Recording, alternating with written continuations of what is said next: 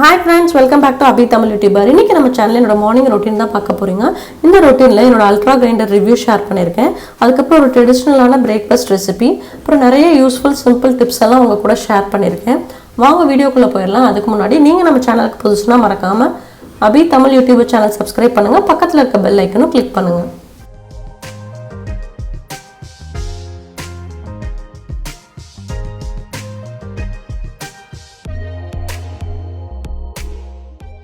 As usual morning வந்து ஒரு 40 minutes டெரஸில் வந்து வாக்கிங்லாம் போயிட்டு வந்துட்டேன்.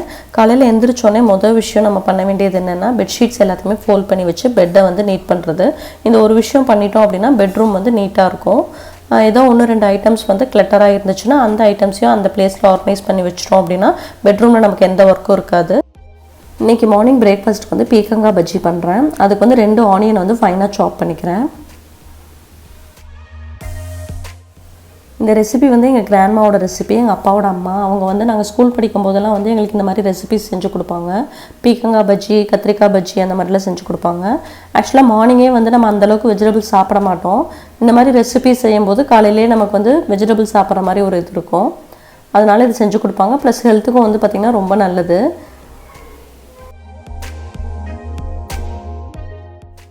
காரத்துக்கு 6 க்ரீன் சில்லி சாப் பண்ணிக்கிறேன். வேறு எந்த ஸ்பைஸ் பவுடர்ஸும் நம்ம ஆட் பண்ண போகிறதில்ல. ஸோ சில்லியோட காரம் மட்டும்தான். அதனால் அதுக்கேற்ற மாதிரி நீங்கள் வந்து க்ரீன் சில்லி சஜஸ்ட் பண்ணி போட்டுக்கோங்க. மண் சட்டியில் செஞ்சோம்னா இந்த ரெசிபி வந்து இன்னும் டேஸ்ட்டாக இருக்கும். அதனால் நான் வந்து இன்றைக்கி மண் சட்டியில் பண்ணுறேன். 2 பீக்கங்காய் வந்து ஃபைனாக சாப் பண்ணி வச்சுருக்கேன். ஆனியன், கறி லீவ்ஸ், க்ரீன் சில்லி எல்லாம் ரெடி பண்ணியாச்சு. இதெல்லாம் தாளிச்சுக்கலாம். இந்த ரெசிபிக்கு பார்த்திங்கன்னா கோகோனட் ஆயில் வந்து நல்ல ஒரு டேஸ்ட் கொடுக்கும். அதனால் நான் கோகோனட் ஆயில் சேர்த்துருக்கேன். இதில் வந்து ஒரு 1/2 டீஸ்பூன் கடுகு, 1/2 டீஸ்பூன் சீரகம் சேர்த்துக்கோங்க. இப்போ தாளிக்கிறதுக்கு கொஞ்சமாக கறி லீவ்ஸ், கட் பண்ணி வச்சுருக்க க்ரீன் சில்லிஸையும் இதில் சேர்த்துக்கிறேன்.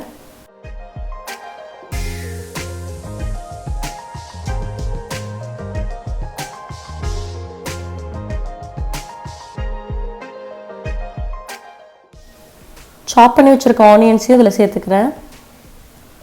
ஆனியன் வேணால் நீங்கள் எக்ஸ்ட்ராவாக கூட சேர்த்துக்கலாம். 4 பேர்த்துக்கு இந்த மெஷர்மெண்ட் வந்து கரெக்டாக இருக்கும். ஆனியன் கொஞ்சம் நேரம் நல்லா வதங்கட்டும். 6 தக்காளி வந்து ஃபைனாக சாப் பண்ணி ரெடி பண்ணிக்கலாம்.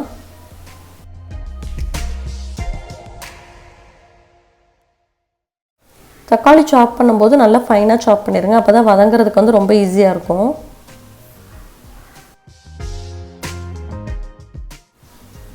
ஆனியன் பார்த்திங்கன்னா நல்லா வதங்கிருச்சு. இப்போ நம்ம தக்காளி கட் பண்ணி இதில் சேர்த்துக்கலாம்.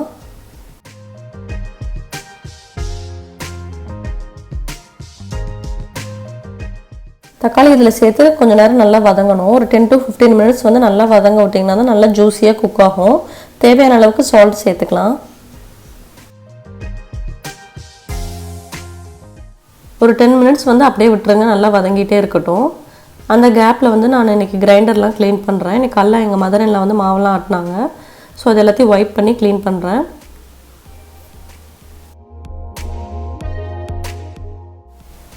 Vinegar, baking soda, dishwashing liquid 3ஐயும் வந்து இந்த ஸ்ப்ரே பாட்டிலில் ஃபில் பண்ணி வச்சுருக்கேன்.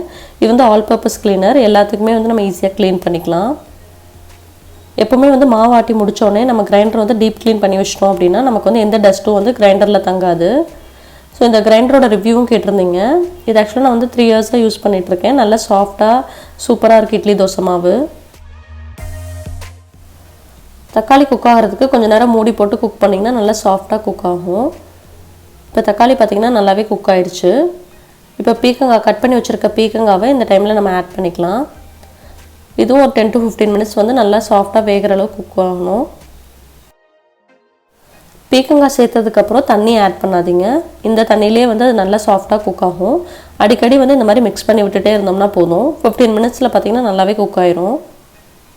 ஸோ கொஞ்சம் நேரத்துக்கு ஒருக்கா இந்த மாதிரி திறந்து பார்த்து மிக்ஸ் பண்ணி விடுங்க. நல்லா ஸ்ப்ரே பண்ணி ஒரு தடவை க்ளீன் பண்ணிவிட்டேன். நெக்ஸ்ட் வந்து வெட் கிளாத் வச்சு கம்ப்ளீட்டாக வைப் பண்ணி வச்சிட்டோம் அப்படின்னா இது வந்து ஃபுல்லாக க்ளீன் ஆகிடும்.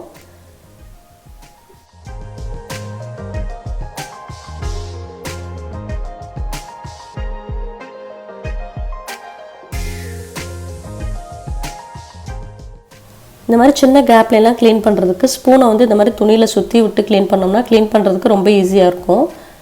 நம்ம ரொம்ப நாள் பார்க்காம விட்டோம்னா பிளாக் கலரில் டஸ்ட் மாதிரி ஃபார்ம் ஆயிரும். அது வந்து ஹைஜீனும் கிடையாது. கிரைண்டரை வந்து நம்ம எப்போவுமே க்ளீனாக மெயின்டைன் பண்ணிகிட்டே இருக்கணும். இல்லாட்டி மாவாட்டும் போது அதில் தான் அந்த டஸ்ட் எல்லாம் விழுகும். இந்த ட்ரம் பார்த்திங்கன்னா ரொம்ப மெயின்டெனன்ஸ் வந்து ஈஸி, வெயிட்லெஸ்ஸாக இருக்குது. ஸோ கிரைண்டர் வைக்கிற இடம் எல்லாத்தையுமே வந்து கம்ப்ளீட்டாக வைப் பண்ணிட்டேன். இந்த கிரைண்டர் மாடல் என்னென்னு பார்த்தீங்கன்னா ultra wet grinder, 2 litre capacity, perfect plus. இது இந்த லிட்டோடயே வருது. இதோட லிங்க் வந்து நான் கீழே டிஸ்கிரிப்ஷனில் கொடுக்குறேன். இதோட ப்ரைஸ் பார்த்திங்கன்னா 8K வந்துச்சு. இதில் வந்து டச் டைமரோடு வருது. நம்ம எவ்வளோ டைம் காட்டணுமோ அதை செட் பண்ணி வச்சிட்டோம் அப்படின்னா அதுக்கப்புறம் அலாரம் வந்து ஆட்டோமேட்டிக்காக ஸ்விட்ச் ஆஃப் ஆகிடும். ஸோ அதுக்கேற்ற மாதிரி டைம் செட் பண்ணிக்கலாம். நம்ம பக்கத்துலேயே இருக்கணும்னு அவசியம் கிடையாது. இடையில இப்படி ஓப்பன் பண்ணி நல்லா மிக்ஸ் பண்ணி விட்டுட்டே இருங்க. இன்னும் கொஞ்சம் நேரம் குக் ஆகணும்.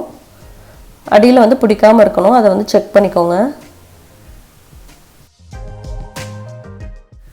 இப்போ இந்த மாதிரி ரெசிபீஸ்லாம் பார்த்திங்கன்னா நல்ல டைம் கொடுத்து குக் பண்ணணும். ஸோ அந்த கேப்பில் நம்ம க்ளீனிங்கும் பண்ணிட்டோம் அப்படின்னா கிச்சன் முடிச்சு வெளியே போகும்போது 2 ஒர்க்குமே முடிஞ்சிடும். குக்கிங் அண்ட் க்ளீனிங் ரெண்டுமே நம்ம சைமல்டேனியஸாக முடிச்சிடலாம்.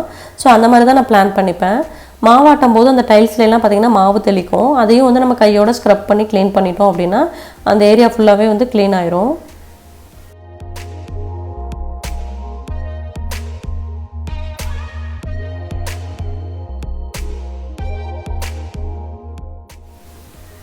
இப்போ ஆல்மோஸ்ட் 90% குக் ஆயிடுச்சு. இன்னும் கொஞ்சம் நேரம் குக் ஆகணும். இட்லி தோசை ரெண்டுக்குமே இந்த ரெசிபி வந்து சூப்பராக இருக்கும். காரம் கம்மியாக போட்டு நம்ம குழந்தைங்களுக்கு இது கொடுக்கலாம்.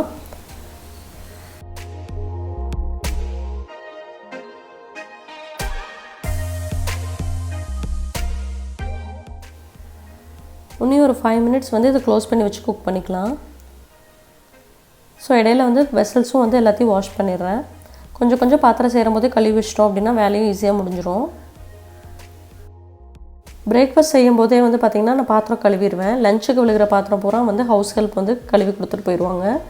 அதனால் காலையில் வந்து கொஞ்சம் கிச்சன் நீட்டாக இருந்துச்சுன்னா நம்ம லஞ்சு பிரேக்ஃபாஸ்ட் எல்லாம் செய்கிறதுக்கு ரொம்ப ஈஸியாக இருக்கும். எல்லா கவுண்டர் டாப்பும் வந்து கிளியர் பண்ணிடுவேன். ஒரே ஏரியாவில் மட்டும் நம்ம வச்சு ஒர்க் பண்ணிட்டோம் அப்படின்னா மற்ற இடம் ஃபுல்லாகவே வந்து நீட்டாக இருக்கும். இங்கே வந்து பசும்பால் கிடைக்கும். அதனால் டெய்லி காலையில் வந்து ஃப்ரெஷ்ஷாக வந்து தயிர் ஊற்றி வச்சுருவேன். அப்போ தான் லஞ்ச் டயத்துக்கு வந்து பார்த்திங்கன்னா நமக்கு தயிர் வந்து ரெடி ஆயிரும். இந்த கர்ட் பாட்டோட ப்ரைஸு டீட்டெயில்ஸ்லாம் கேட்டிருந்தீங்க. அந்த லிங்க் வந்து நான் கீழே டிஸ்கிரிப்ஷனில் கொடுக்குறேன், அதையும் செக் பண்ணுங்கள்.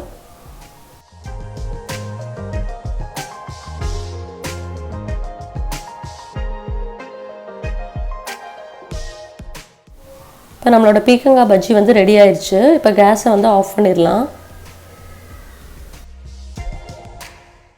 பருப்பெல்லாம் கடையிறத வச்சு இந்த பீக்கங்காய் பஜ்ஜி வந்து கடையணும். இப்போ வந்து கேஸ் ஸ்டாப்பில் வச்சு கடைஞ்சிங்க அப்படின்னா நமக்கு கன்வீனியண்ட்டாக இருக்காது. அதுவும் நல்லா வந்து மேஷ் ஆகாது. ஸோ தரையில் எடுத்து வச்சு கடைஞ்சோம் அப்படின்னா ரொம்ப ஈஸியாக இருக்கும். இந்த சூடோடவே கடையும் போது நல்லா ஈஸியாக மேஷ் ஆகும். ஸோ இந்த மாதிரி ஒரு கார்னரில் வந்து இதை வச்சுக்கோங்க. வச்சுட்டு நல்லா இந்த மாதிரி ப்ரெஸ் பண்ணி கடைஞ்சிங்க அப்படின்னா நல்லா ஈஸியாக கடைஞ்சிடலாம்.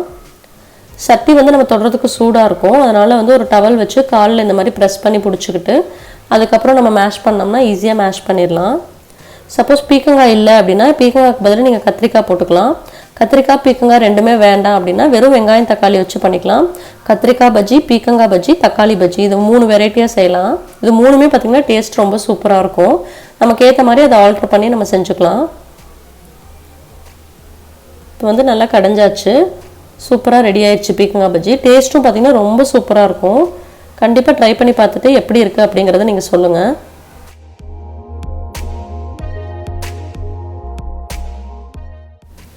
தோசையோடு இந்த பீக்கங்காய் பஜ்ஜியை வந்து நான் சர்வ் பண்ணுறேன்.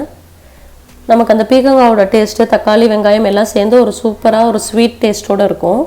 சாப்பிட்றதுக்கும் பார்த்திங்கன்னா நல்லாயிருக்கும். நம்ம இதில் வந்து காய் சேர்த்துருக்க மாதிரியே இருக்காது. ஸோ பிரேக்ஃபாஸ்ட்லாம் சாப்பிட்டு முடிச்சாச்சு. கையோட லஞ்ச் ஒர்க்கையும் ஸ்டார்ட் பண்ணிட்டேன். இன்றைக்கி வந்து சிம்பிள் லஞ்ச் தான்.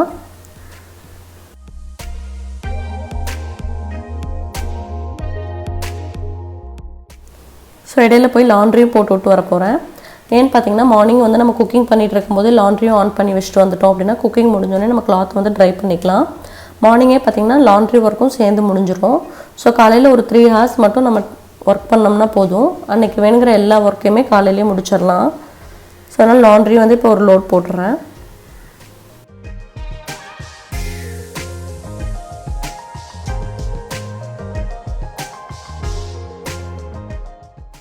8 o'clock வந்து மார்னிங் ஒர்க் ஸ்டார்ட் பண்ணேன் அப்படின்னு பார்த்தீங்கன்னா 8 o'clockலேருந்து 11 o'clockக்குள்ளே பிரேக்ஃபாஸ்ட் லஞ்ச் எல்லாமே செஞ்சு முடிச்சிடுவேன். ஸோ எல்லாத்தையுமே வந்து இந்த சைட் டேபிளில் வந்து எடுத்து வைக்கிறேன். ஸோ தயிர் ஊற்றி வச்சாச்சு. இன்றைக்கி லஞ்சுக்கு வந்து பார்த்திங்கன்னா முருங்கைக்காய் சாம்பார், கோவக்காய் பொரியல், அதுக்கப்புறம் ரசமும் சாதமும். ஸோ லஞ்ச் ஒர்க்கும் கம்ப்ளீட்டாக செஞ்சு எல்லாம் எடுத்து வச்சாச்சு.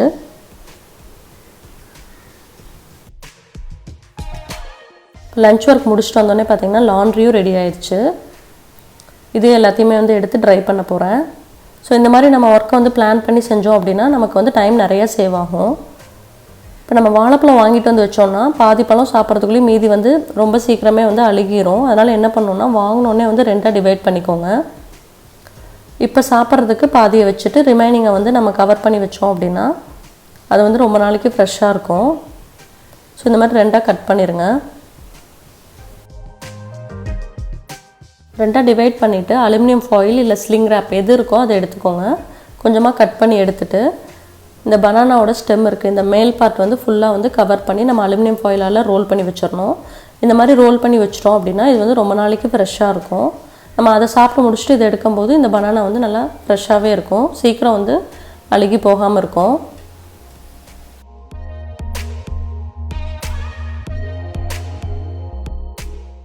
நம்ம கிச்சனில் வெஜிடபிள்ஸ்லாம் கட் பண்ணும்போது இந்த மாதிரி ஒரு பேஸ்கெட்டில் வந்து கலெக்ட் பண்ணிக்கோங்க.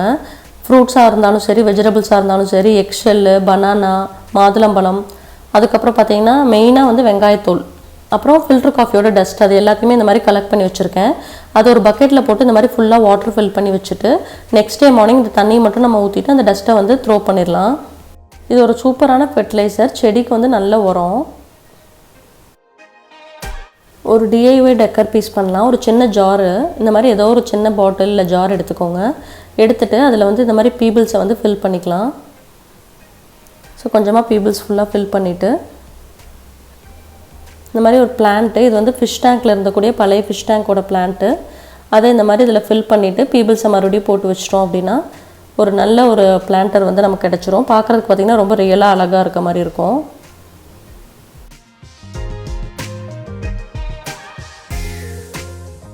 இது வந்து டைனிங் ஹால் இல்லை லிவிங் ரூம் எங்கே வேணால் நீங்கள் வைக்கலாம். இல்லாட்டி கிச்சனில் கவுண்டர் டாப்பில் கூட இந்த மாதிரி வைக்கலாம். நான் வந்து இந்த சிம்னிக்கு மேலே மணி பிளான்ட் பக்கத்தில் ஒரு சின்ன பிளான்டராக வைக்கிறேன். பார்க்குறதுக்கே பார்த்திங்கன்னா ரொம்ப ரியலாகவும் லுக்காகவும் இருக்குது. இப்போ டைம் பார்த்திங்கன்னா 12 o'clock ஆயிடுச்சு. 1 hour வந்து ஆதோ விளையாட வச்சுருவேன். 12 to 1 வந்து நல்லா விளையாண்டுட்டு 1 o'clock லஞ்ச் கொடுத்து அப்புறம் தூங்க வச்சுருவேன். இப்படி தான் என்னோடய மார்னிங் ரொட்டீன் இருக்கும். இந்த வீடியோ உங்களுக்கு பிடிச்சிருந்துச்சுன்னா மறக்காமல் லைக் பண்ணுங்கள், ஷேர் பண்ணுங்கள். நீங்கள் நம்ம சேனலுக்கு புதுசுனா மறக்காமல் அபி தமிழ் யூடியூப் சேனல் சப்ஸ்கிரைப் பண்ணுங்கள். பக்கத்தில் இருக்க பெல் ஐக்கனும் கிளிக் பண்ணுங்கள். தேங்க்ஸ் ஃபார் வாட்சிங்.